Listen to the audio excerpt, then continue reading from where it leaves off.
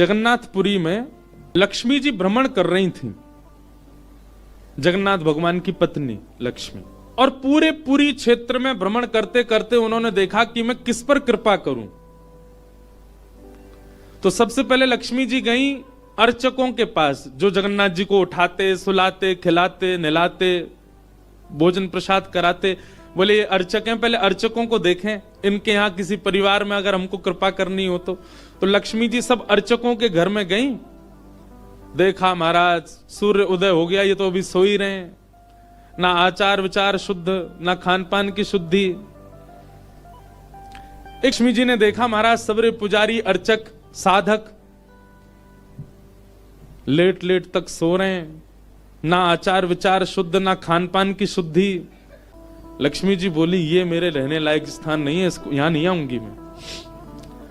और तभी लक्ष्मी जी ने आगे जाकर के देखा कि वह परिवार जिनको झाड़ू लगाने की सेवा थी, नाली आदि साफ करने की सेवा थी, जिनको मंदिर में प्रवेश तक नहीं करने दिया जाता, उनके घर में गोबर का चौका, सब ब्रह्म मुहूर्त में उठ गए हैं, तुलसी जी को जल दे रहे हैं, घर में बिल्कुल शुद्ध भोजन बन रहा है, आचार विचार की शुद्धि, हाथ स्वच्छ हैं, पैर बच, जन्म से उनकी जाति कहीं ऊंची नहीं है, लेकिन बाकी सब कुछ उनका स्वस्थ था, बिल्कुल शुद्ध था।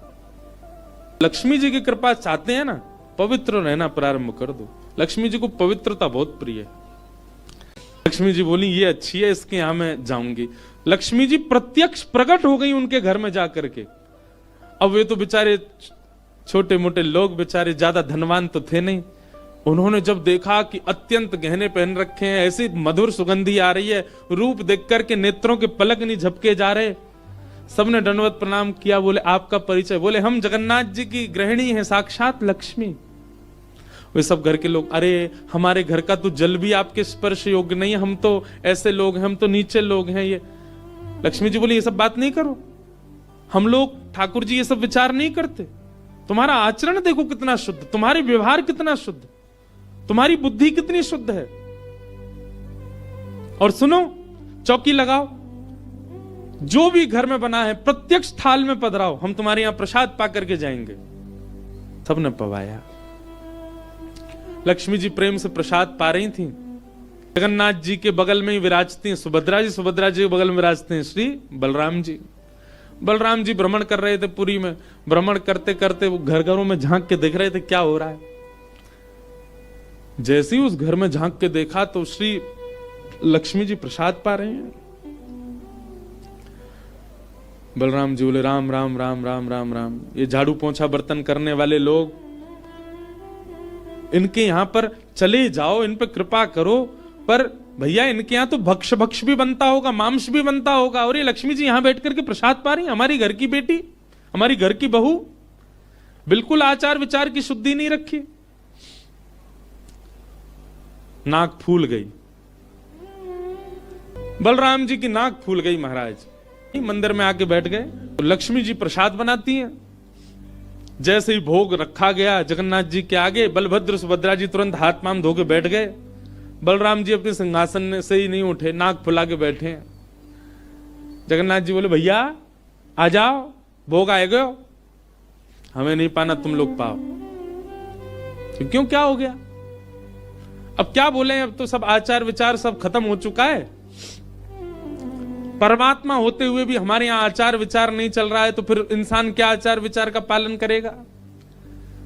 जगन्नाथ जी बोले भाई कोई बात पर बुरा मान गए जे, तो इनसे बात करें। जगन्नाथ जी गए, भैया कहा भयो, आप इतने उदास क्यों, इतने नाराज क्यों? सब बात बताई बलराम जी ने। बोले लक्ष्मी जी आज सुबह सुबह एक ऐसे के घर में गई और वहां जाके प्रसाद पा रही थी, बिल्कुल विचार नहीं किया, कहां शुद्धता कहां अपवित्रता। हम तो इनके हाथ का बना भोजन नहीं करेंगे। अब जगन्नाथ जी बड़ी दुविधा में पड़ गए। यदि पाऊं तो भैया नाराज बैठे, भैया कहेंगे मैं नाराज हूं, इससे को कोई फर्क नहीं पड़ा है, फिर भी पा रहा है। और नहीं पाऊं तो लक्ष्मी जी टेढ़ी टेढ़ी देख रही हैं कि मैंने बनाया, ये पा क्यों नहीं रहे। जगन्नाथ जी बोले लक्ष्मी जी को तो मना लिया जाएगा बाद में, पर ये नहीं माने ना, ये तो शेषनाग हैं, इनको ज्यादा ही क्रोध आ गया तो जोर से सिर हिला देंगे, प्रलय और हो जाएगा। जगन्नाथ जी ने लक्ष्मी जी से कहा, देखो भैया नहीं पा रहे तो हम भी नहीं पाएंगे। लक्ष्मी जी बोली कोई बात नहीं। एक दिन नहीं पाया, दूसरे दिन फिर लक्ष्मी जी ने बनाया, फिर नहीं पाया, तीसरे दिन फिर लक्ष्मी जी ने प्रसाद पधराया, फिर नहीं पाया। तो लक्ष्मी जी बोली, भाई कोई बात है तो हमसे बोलो सीधे, ये प्रसाद रोज छोड़ देना, ये कैसा तरीका है आपका नाराज होने का।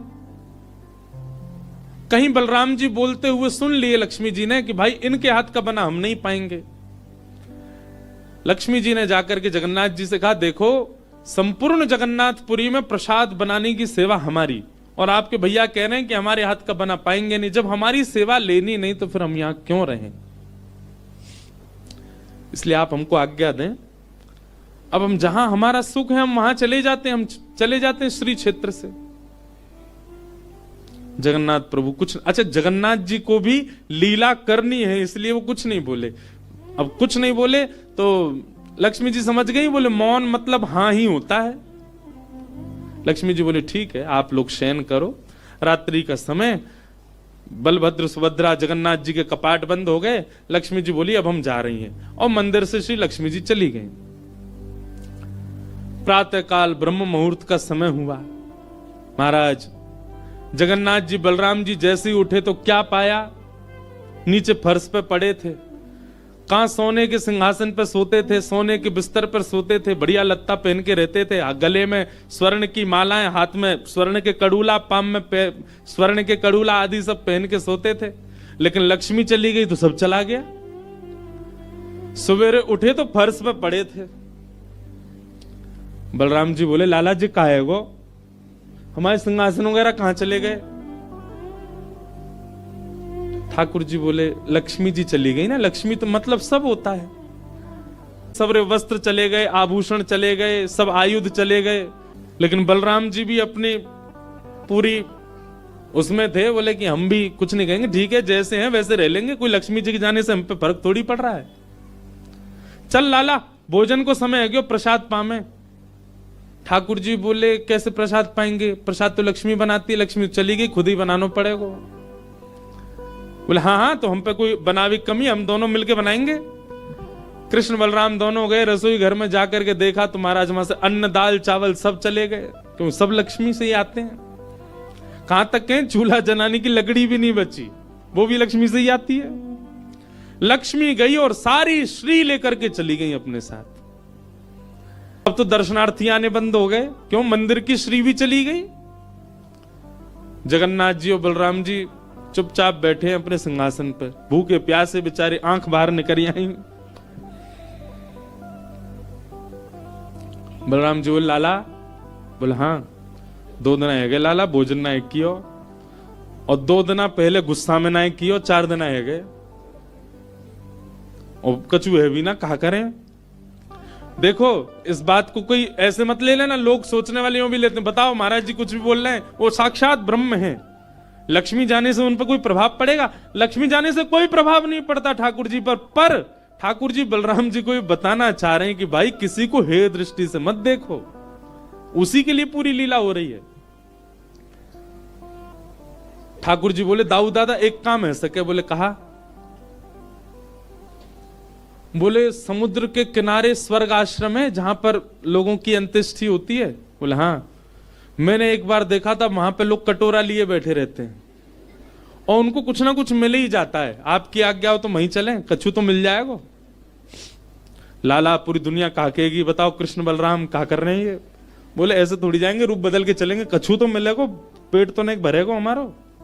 लक्ष्मी जी तो आएंगी नहीं, नाराज होके चली गई। बलराम जी बोले हाँ हाँ जान दे, ये बहू के बड़े नखरे हैं, चली गई तो काम का भूखे रहेंगे, चल लाला मेहनत करके उद्यम करके भिक्षा मांग के पालेंगे। और श्री कृष्ण बलराम दोनों छोटे से बालक का रूप धारण करके गए और स्वर्ग आश्रम के बाहर कटोरा लेके बैठ गए, कोई कुछ तो दे जाएगा। ठाकुर जी और बलराम जी अपनी झोली फैला के जय जगन्नाथ जय जगन्नाथ, मैया तेरा भला हो कुछ दो, और कोई कुछ नहीं दे।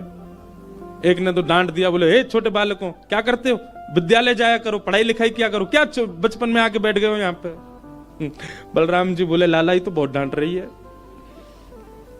ठाकुर जी मनी मन कहें और कर लो अपमान लक्ष्मी जी का। तो मूड़ी थी महात्मा जी के पास, तो महात्मा जी ने क्या किया, ऐसे करके लो बच्चों, लो पालो, पेट भर लो। बलराम जी बोले लाला एक समय को भोजन तो मिल ही गयो। ठाकुर जी बलराम जी दोनों खुश हुए। लक्ष्मी जी ने दूर से देखा, ए पवन देव जोर से बहना प्रारंभ करो। ऐसी जोर की हवा चली महाराज, सबरी मूड़ी उड़ गई। बलराम जी और ठाकुर जी पीछे पीछे भागे, मूड़ी सबरी उड़ गई।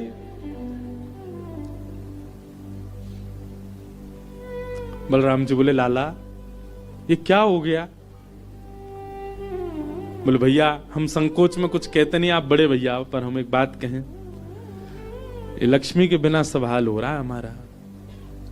ठीक है बहू है, आपने समझा देते, आप भी बिल्कुल नाक फुला के बैठ गए, गुस्सा है के बैठ गए, चली गई बेचारी। यदि वे प्रसन्न हो जाए तो फिर सब ठीक है जाएगा। अरे ना बेटा कोई बात नहीं, हम तो क्षमा मांग लेंगे, तेने पहले क्यों ना कही मोते। ठाकुर जी बोले अब कोई बात नहीं, अब चलते हैं, ढूंढे उनको कहां है। पूरे पुरी में ढूंढा, कहां है लक्ष्मी जी। लक्ष्मी जी उसी कन्या के घर में थी, उसी घर में थी जहां देख करके बलराम जी को हीन भावना आ गई थी। बलराम जी लेके गए, लाला यही घर में बैठी जब मैंने देखी काई।